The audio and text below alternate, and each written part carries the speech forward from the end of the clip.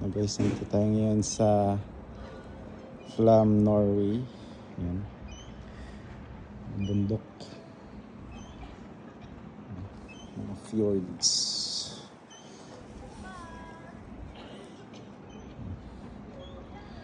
Ang laki ng mga ano dito. Ang laki ng mga bundok ko.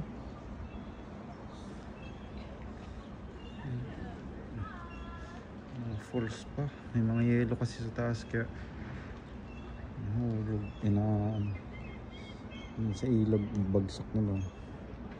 Diyan. Punta doon sa ilog.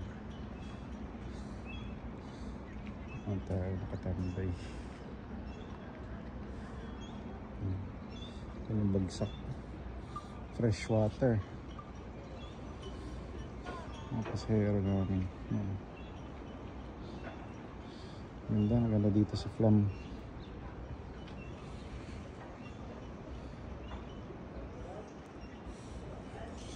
Di sa kabila yung mga bundok-bundok.